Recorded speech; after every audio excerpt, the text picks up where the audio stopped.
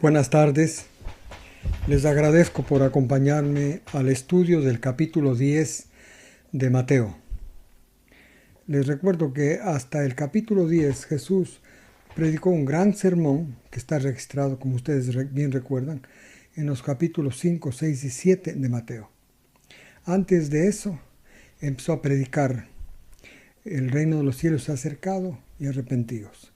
También hizo 4 discípulos. Después del capítulo 7, en el capítulo 9, hizo un discípulo más, Mateo. Pero aquí al leer Mateo 10, vemos que Jesús había hecho más discípulos. Y entonces leemos en versículos del 1 al 15. Le citó a sus 12 discípulos y les dio autoridad sobre los espíritus inmundos para expulsarlos.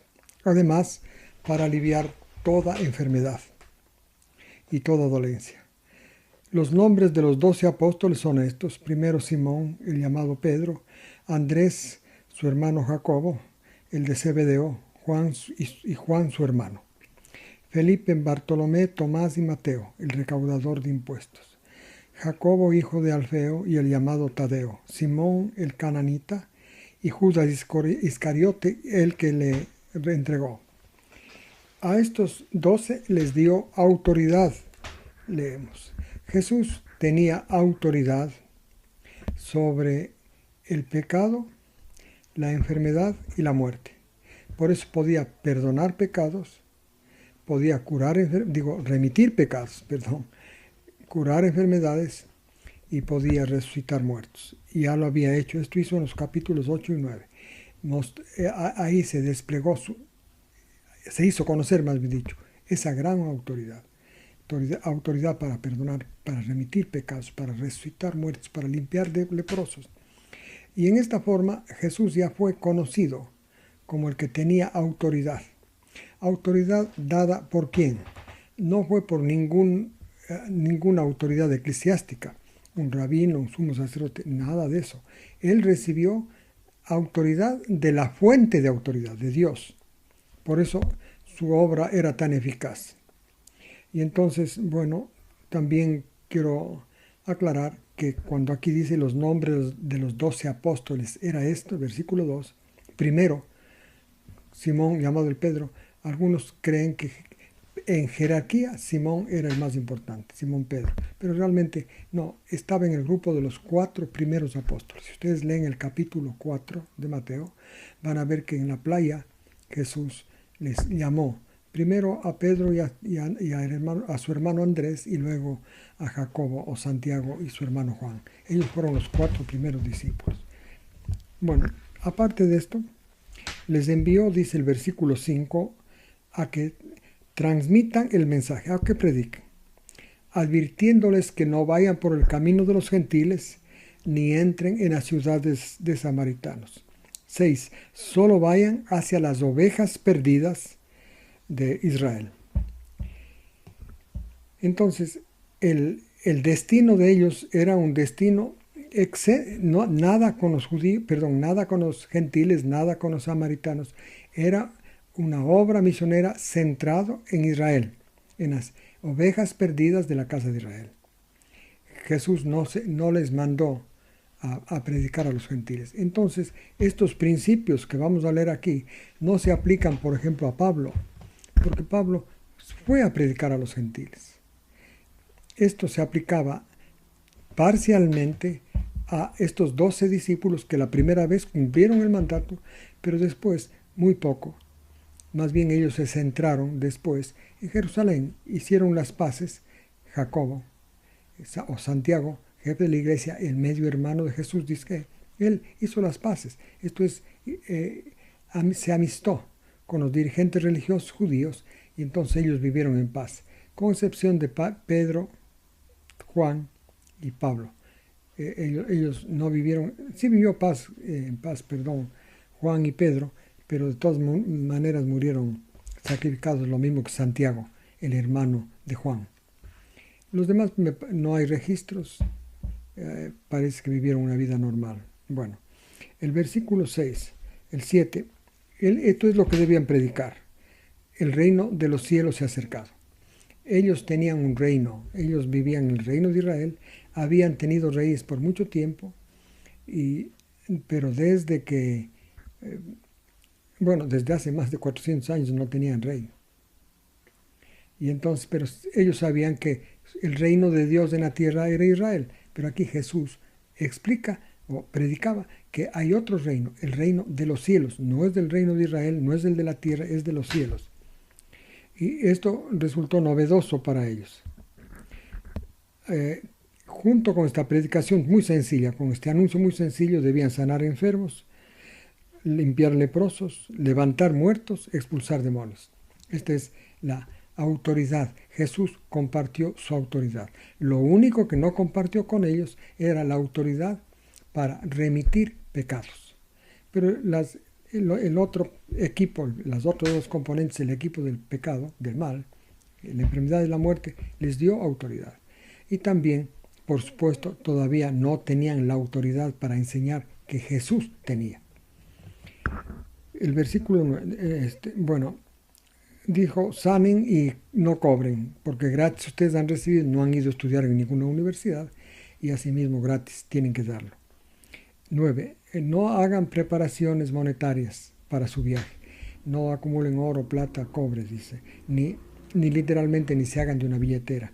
Ni se hagan de 2 túnicas, ni de 2 sandalias, ni de bastón. Simplemente no hagan preparativos y vayan. Porque en el versículo 10 dice, al fin, que todo obrero de Jesús, obrero enviado por él, es digno de recibir lo que necesite.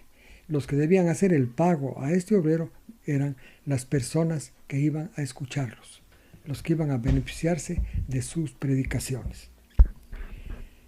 O sea, no está hablando de diezmos aquí, sino de esta forma que Dios tiene para, como el empleador, de financiar el salario de ellos. Versículo 12 dice, al entrar en cualquier casa, el 11, ¿cómo debían ellos? Era primera vez que estaban haciendo obra misionera. No olvidemos que para nosotros, el mundo cristiano, hay personas que hacen obra misionera.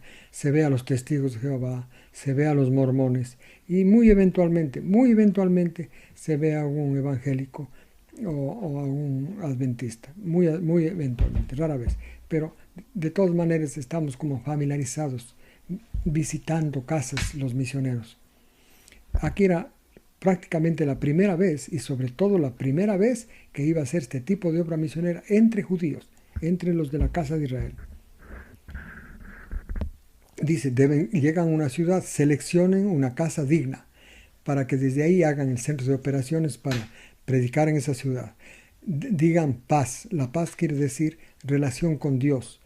Volver a la relación con Dios rota por el pecado. Este era el saludo que debían hacer. Si es que la persona era digna, la dueña de la casa era digna, esa paz llegaría a ser una realidad con el tiempo. En caso que no era digna, debía ellos salir de la casa y si es que la ciudad no les... si la casa no era digna, esto es, la persona personalmente, individualmente no era digna, o la ciudad no les escuchaba, tenían que abandonar y no volver más. Esa ciudad iba a recibir el castigo que Dios tiene para los que menosprecian su mensaje de salvación. Nunca había ocurrido este tipo de enseñanzas. El versículo 15 dice, en verdad les digo que serán más tolerables los juicios para Sodoma y Gomorra que para aquella ciudad. O sea, hay castigo para los que menosprecian la predicación, esta enviada por Dios. No es enviada por el director misionero, es otra cosa para promocionar una iglesia. No, iba a ser el anuncio que Dios quería que se haga a la humanidad, empezando por Israel. Versículos 16 al 27. Quiero decirles que gran parte de estas instrucciones, como ya les cité hace un momento, no fueron aplicadas ni casi en la iglesia primitiva. Y desde aquí en adelante prácticamente nada. Pero sí van a ser aplicadas, van a servir estas indicaciones, van a ser un libro de texto para hacer obra misionera en la última media semana de la última semana, como tal como leemos en Daniel, en la última semana de la historia humana, cuando la predicación del Evangelio se centre en Israel. Entonces ahí sí estas instrucciones se van a aplicar al pie de la letra. Teniendo en cuenta esto, leemos 16 al 27. Miren, yo les envío a ustedes como ovejas en medio de lobos. Va a describir la reacción de las personas a quienes ellos van a predicar.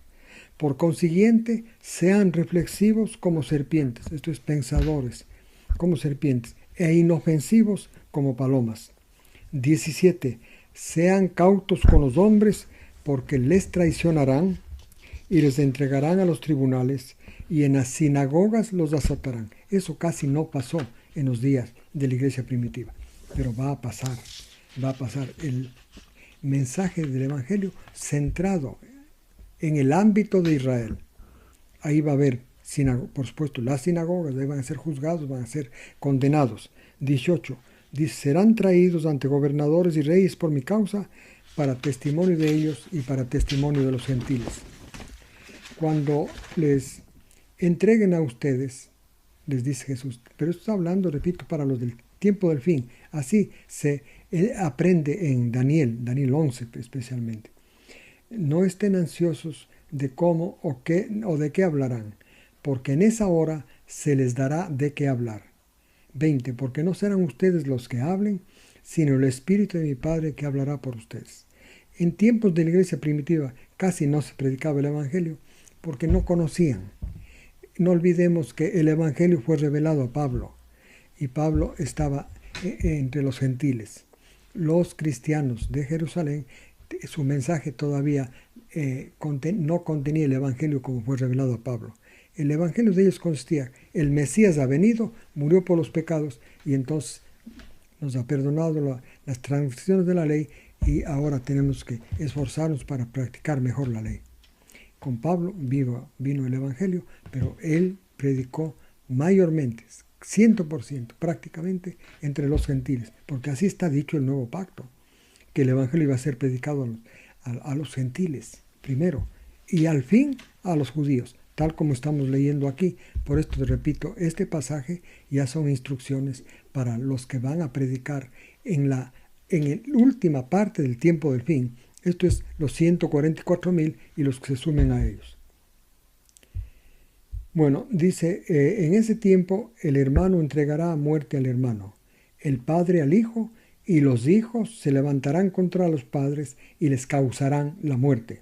Muy grave, una situación de tragedia, de desorden, de revuelta completa, pero ahí por causa religiosa, porque va a haber otra religión que va a captar la mayor parte de la humanidad, la religión del anticristo.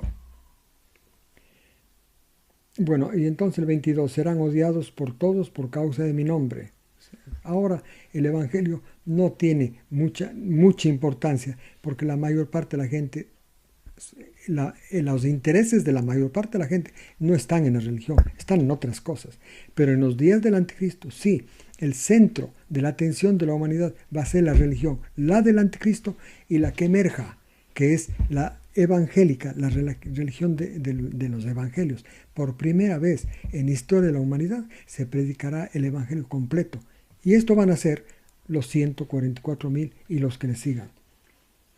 Dice, cuando los persigan, el 23, de una ciudad, corran a otra, porque en verdad les digo que no terminarán de predicar en las ciudades de Israel antes que venga el Hijo del Hombre. Aquí se confirma que estas instrucciones son para las personas que van a vivir en esa última etapa del tiempo del fin, justamente en los últimos 3 años y medio de la historia del mundo. 24. El discípulo no está sobre su maestro, ni el siervo sobre su señor. Es suficiente al discípulo llegar a ser como su maestro y al siervo como su señor. Para esto hay está la explicación. Si al dueño de casa le llaman Belcebú, mucho más a los de su casa. Si a Jesús lo llamaron Belcebú, mucho más a los discípulos. Hasta ahí pueden llegar, dice. Hasta ahí pueden aspirar, ser calificados como su Maestro, como su Salvador y Señor. 26. Por consiguiente, no les tengan miedo a la gente, porque nada hay escondido que no sea descubierto, ni oculto que llegue a saberse. Todo. No olvidemos que la mayor parte de la vida de los seres humanos es oculta, de cada uno de nosotros, es escondida. Pero Jesús en la cruz la descubrió, en la cruz, porque Él llevó nuestros pecados, los que ni siquiera sabemos ni nos acordamos, Él los llevó y los desnudó en la cruz. Ahí los exhibió públicamente, los trajo a la luz. Por eso en Él se hizo la remisión de nuestros pecados. El 27. Lo que les digo a ustedes en la oscuridad, díganlo en la luz. Lo que les digo en secreto, proclámenlo desde la azotea. Lo que está diciendo Jesús es una forma judía de decir lo que es oscuro, presenten en la luz. Dios es la luz, Jesús es la luz. Presenten desde la óptica de la salvación, desde la óptica de Jesús y del Padre. Esto es lo que está diciendo. Porque no olvidemos que el trabajo de Satanás es al revés. Esconder, ocultar, mantener en ignorancia, dañar, mentir para ocultar. Lo de Dios es lo opuesto. Es exhibir, sacar a la luz, ser visto desde el ángulo de la salvación, porque para esto vino Jesús. El 28. Así es que no tengan miedo a los que pueden matar el alma, pero no pueden pueden matar el cuerpo, pero no pueden matar el alma. Más teman a aquel que puede hacer perecer el cuerpo y el alma en la ajena, dicen en otras versiones, en el infierno, pero literalmente es la ajena. Para los que no recuerden, la ajena era un terreno al sur de Jerusalén, era el basurero de Jerusalén, ahí se quemaba, todo el tiempo estaba quemando. Entonces una forma de decir, no sirve para nada ir a la ajena. Bueno, el alma, para que no recuerde, es la persona humana funcionando. Pero no solamente fisiológicamente funcionando, sino es del alma también en sus aspiraciones espirituales. Por ejemplo, si leemos Salmos 42, versículos 1 y 2, vemos que el alma tiene sed, es una de las funciones del alma, tener sed del Dios vivo. Mi alma tiene sed del Dios vivo. La muerte se refiere del alma, es cuando cesan las necesidades, incluyendo la necesidad de Dios. Esto hay que temer, porque muchas personas sustituyen la necesidad de Dios con el entusiasmo por una religión. Ahora bien, vamos al 29 al 33. Dios considera a las personas que Él ha escogido para que hagan esta obra, las considera muy en alto, muy grandemente. Por esto leemos de 29 al 33. No se venden 2 pajarillos por una monedita. Sin embargo, ninguno de ellos caerá en la tierra sin mi Padre. El 30. Y hasta los cabellos de la cabeza de ustedes, les dijo a sus discípulos, están todos contados. Así que no teman, porque ustedes valen mucho más que los pajarillos. 32. Por lo tanto, esto está en línea, el pensamiento sigue. Por lo tanto, el que me confiesa delante de los hombres, yo también lo confesaré delante del Padre. Esta es la obra misionera. Confesarle a Dios, a Jesús, delante de los hombres. A ese también Jesús lo confesará delante del Padre. Y entonces a esos Dios el Padre los considera muy valiosos y tiene un cuidado especial por ellos. Dice, si alguno no me confiesa delante de los hombres, yo lo rechazaré delante de mi Padre en los cielos. En otras palabras, el Padre a esa persona ya no lo considera valioso. Entonces la obra misionera que van a hacer estas personas es testificar acerca de Jesús, hablar de Jesús. Para nosotros también esto es la clave. No es que nos manden a predicar que esto hay que hacer, que esto no hay que hacer. Hay que predicar a Jesús, su obra, su vida, su historia. Y luego dar el entendimiento, explicar la forma de entender, por ejemplo, el significado de Jesús muriendo en la cruz. Ahora, 34 al 36. No piensen, dice, que vine a derramar paz sobre la tierra. Generalmente eso pensamos. Las personas piensan generalmente que En- dedicarse a Dios, como dicen, es para tener paz. No, Jesús no vino a traer paz. ¿Por qué? Él vino a traer la espada, dice. No vine a derramar paz, porque este mundo está bajo el poder del maligno. Si Jesús vino para traer paz al mundo que está bajo el poder del maligno, ¿qué está diciendo? Que Él está de acuerdo con las cosas como se llevan en el mundo. No, Jesús vino a traer espada. Y aquí sigue explicando. Dice en 33, vine a poner al hombre contra su padre, a su hija, a la hija contra la madre, a la nuera contra la suegra y a los de su propia casa como adversarios del hombre. Porque Jesús vino a causar una gran revuelta, a agitar este mundo para que no vivan en el mal y en paz. 37 al 39. El que ahora Jesús a quienes considera dignos. Está hablando así de sus obreros. Un obrero puede hacer obra misionera, pero no es digno de él, como si es que hace lo que vamos a leer acá. 37, el que ama al padre o a la madre más que a mí, no es digno de mí.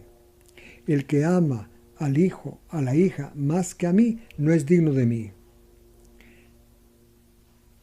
Jesús no se contenta con menos del amor total,